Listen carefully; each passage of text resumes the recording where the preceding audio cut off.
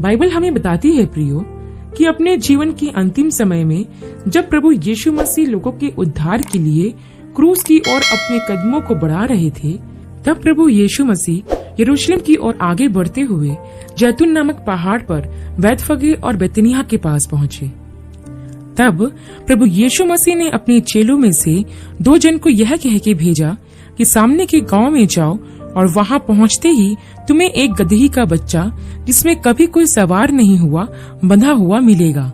उसे खोल कर ले आओ। यदि तुमसे कोई पूछे कि यह क्या करते हो तो कह देना कि प्रभु को इसका प्रयोजन है, तब वह तुरंत उससे तुम्हारे साथ भेज देंगे। प्रियो, यहाँ हम देखते हैं कि हमारा प्रभु यीशु मसीह सब कुछ जानता है। वह जानता था कि किस गांव में उसे गदही का बच्चा मिलेगा। वह यह भी जानता था कि उस गदही के बच्चे पर कोई नहीं चढ़ा है और ना ही उसका किसी काम में उपयोग किया गया है। यही नहीं प्रियो, वह यह भी जानता था कि जब प्रभु के चेले उस गदही के बच्चे को खोलेंगे तो उसका मालिक क्या बोलेगा और उसे क्या उत्तर देना है।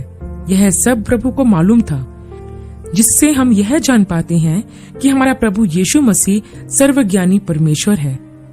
प्रियो, वह सब कुछ जानता है, यहाँ तक कि बाइबल हमें यह भी बताती है कि वह लोगों के मन के विचारों तक को जान लेता है कि किसके मन में क्या चल रहा है।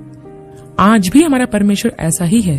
वह हम में से हर एक के मन को जानता है।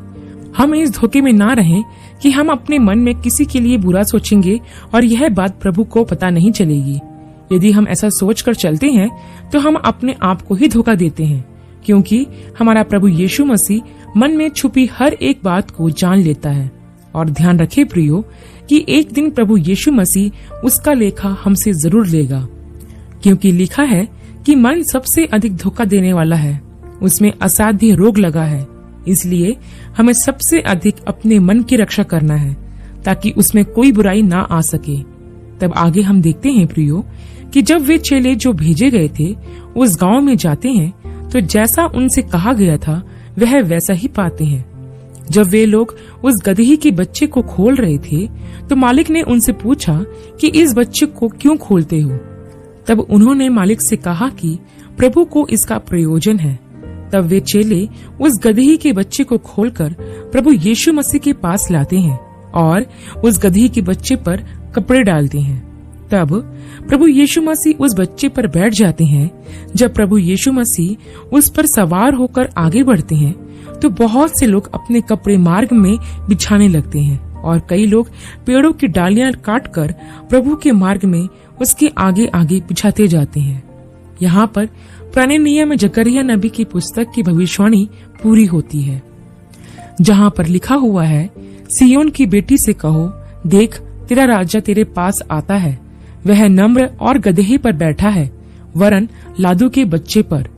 प्रियो, प्रभु यीशु मसीह ने अब तक पुराने नियम की अपने विषय में की गई हर एक भविष्यवाणी को पूरा किया और आगे भी वह उन नबुवतों को पूरा करने जा रहा था जो उसके विषय में लिखी हुई थी।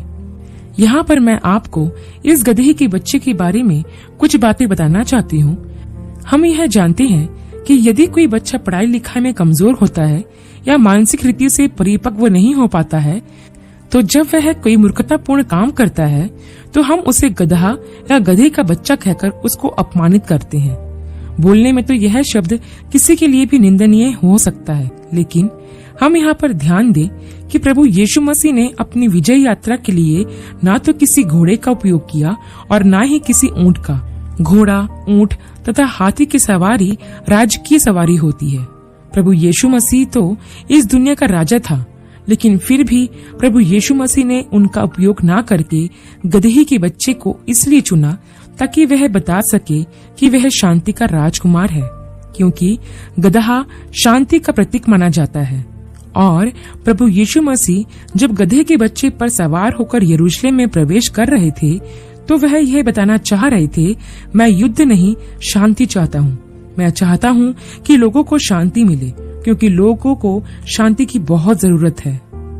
प्रियो, वो गधा जो तुच्छ समझा जाता था, जो अस्तित्वहीन था, जिसे मूर्खता और बुद्धिहीनता का प्रतीक माना जाता था, प्रभु यीशु मसीह ने उस गधे पर बैठकर ना सिर्फ उसे मान दिया बल्कि वह प्रतिष्ठित भी हो गया। आप कल्पना करके देखिए प्रियो कि कितना धन्य होगा वह गधा जिस पर प्रभु यीशु मसीह बैठे थे। जिन बच्चों को आज गधा करके बोला जाता है उनको आनंद और खुश होना चाहिए, क्योंकि उन्हें यह समझना चाहिए कि वो वह गधे हैं जिस पर प्रभु यीशु मसीह बैठा था। प्रियो, मैं आपको बता दूं कि हमें किसी को तुच्छ नहीं समझना चाहिए, क्योंकि हमारा प्रभु यीशु मसीह सबको आदर देता है और दुनिया की नजरों में जो तुच्छ और हीन समझे जाते हैं उन्हें परमेश्वर महान बनाता है। प्रियो, लोग जो कपड़े और डालियां बिछा रहे थे उस पर प्रभु यीशु मसीह नहीं चले, बल्कि वह गधा चला जिस पर प्रभु यीशु मसीह बैठे थे। कितनी अद्भुत बात है ना प्रियो कि वो गधा प्रभु यीशु मसीह को अपने ऊपर बिठाने के द्वारा मान और सम्मान पाता है। वैसे ही प्रियो, जब हम भी प्रभु को अपना स्वामी बना लेते हैं और उसे अपने दिल में बिठा लेते हैं और उस रास्ते पर चलते हैं जिसमें प्रभु हमें चलाना चाहते हैं, तो हम भी वह मान और सम्मान पाते हैं जो उस गधे को मिला था।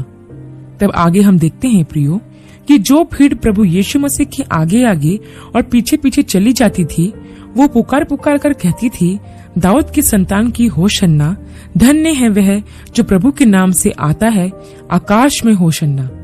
प्रियो, इस भीड़ ने प्रभु यीशु मसीह को अपना राजा मान लिया था। उन्हें यह लगने लगा था कि प्रभु यीशु मसीह ही है जो हमें रोम के दासत्व से छुड़ाएंगे। इस भीड़ ने प्रभु यीशु मसीह को अद्भुत आश्चर्य कर्म करते हुए देखा था।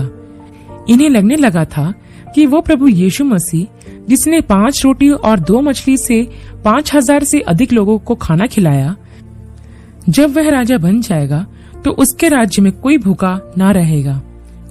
उन्होंने देखा था कि प्रभु यीशु मसीह बीमारों को चंगा करते हैं, तो उन्हें लगने लगा जब प्रभु यीशु मसीह राजा बन जाएंगे तो उनके राज्य में कोई बीमार ना रहेगा। उन्होंने प्रभु यीशु मसीह के द्वारा मुर्दों को जिलाते हुए देखा था, तो उन्हें लगने लगा कि जब प्रभु यीशु मसीह राजा बन जाएंगे तो किसी की भी मृत्यु नहीं होगी, और अगर मृत्यु हो भी गई तो प्रभु यीशु मसीह उसे फिर से जीवित कर देंगे। लोग प्रभु यीशु मसीह को सांसारिक राजा के रूप में देख रहे थे। उनको ऐसा राजा चाहिए था जिसके राज्य में ना ही भुखमरी हो, ना ही बीमारी हो और ना ही मृत्यु हो। वे उसे सांसारिक राजा की गद्दी पर बिठाना चाहते थे, इसलिए वे उसके स्वागत में चिल्ला रहे थे, होशन्ना होशन्ना, जिसका मतलब है हमें अभी बचा। लेकिन वो लोग नहीं जानते थे कि प्रभु यीशु मसीह सांसारिक राजा नहीं है। वह तो अनंत काल का राजा है जो हमें भूख, बीमारी, मृत्यु से नहीं बल्कि पाप से मुक्ति दिलाने के लिए इस संसार में आया था। आज भी लोग प्रभु यीशु मसीह में सांसारिक चीजें ही प्राप्त करना चाहते हैं। लोगों को अच्छा घर चाहिए, गाड़ी चाहिए और उनके बच्चों का विदेश में वीजा चाहिए। उनको उद्धार या पापों की क्षमा नहीं बल्कि इस संसार की परेशानियों से छुटकारा चाहिए। आज भी आप देखोगे कि ऐसी जगहों पर लोगों की भीड़ होती है जहाँ पर प्रचारक उनको सुनहरे भविष्य के सपने दिखाता है, और वहाँ भीड़ कम होती है जहाँ पर प्रचारक के द्वारा पापों की क्षमा और मन फिराने के विषय में प्रचार किया जाता है। जो भीड़ उस समय प्रभु यीशु मसीह के पीछे थी, वही भीड़ आज भी प्रभु यीशु मसीह के पीछे सिर्फ इसलिए चल रही है क्योंकि उन्हें सांसारिक आशीषें चाहिए। लेकिन वो नहीं जानते कि प्रभु यीशु मसीह ने स्वर्गीय स्थानों में सब प्रकार की उत्तम आशीषें हमें पहले ही दे दी है। लेकिन लोगों को आत्मिक नहीं बल्कि सांसारिक आशीषें ही चाहिए। ध्यान रखें प्रियो, यह वही भीड़ है जो अभी तो होशन्ना के नारे लगा रही है, लेकिन 3 दिन बाद यही भीड़ चिल्ला चिल्ला कर कहती है कि प्रभु यीशु को क्रूस पर चढ़ाओ और बर्रब्बा को छोड़ दो। प्रियो, 3 दिन बाद जब इस भीड़ ने देखा कि प्रभु यीशु मसीह राजा नहीं बन रहे हैं और उनके सारे सपने चकनाचूर हो गए हैं, तो इन्होंने प्रभु यीशु मसीह के विरुद्ध नारे लगाना शुरू कर दिए। प्रियो, मैं आपसे पूछना चाहती हूँ कि कहीं आप भी तो इस भीड़ में नहीं जो आशा पूरी ना होने पर प्रभु के विरुद्ध हो जाते हैं? क्या आप उस भीड़ की तरह संसारिक आशीषें ही पाना चाहते हैं या आपको अनंत काल का छुटकारा चाहिए? तब आगे हम देखते हैं प्रियो कि जब लोग चिल्ला चिल्ला कर प्रभु की बड़ाई करते हुए यरूशलेम में पहुंचे तो उस नगर में हलचल मच गई और लोग कहने लगे कि यह कौन है। तब लोगों ने कहा कि यह गलील के नासरत का भविष्यवक्ता यीशु है। तब उस भीड़ में कुछ फरीसी भी थे जो प्रभु यीशु मसीह से कहने लगे, हे गुरु, अपने चेलों को डांट। तब प्रभु यीशु मसीह ने उनको उत्तर देते हुए कहा कि मैं तुमसे कहता हूँ कि यदि यह चुप रहे तो पत्थर चिल्ला उठेंगे। प्रियो, प्रभु यीशु मसीह का यरूशलेम में प्रवेश बहुत ही हर्ष और उल्लास के साथ हुआ। लोगों की गूंज से पूरा नगर हिल उठा था। यरूशलेम के सभी लोग घबरा कर व्याकुल हो गए थे, क्योंकि ऐसा प्रवेश उन्होंने कभी नहीं देखा था। सभी लोगों के मन में यह सवाल था कि यह कौन है जिसके लिए लोग इतना शोर मचा रहे हैं। यह वही प्रभु यीशु मसीह था जो नासरी कहलाता था, जो एक बड़ई का बेटा था।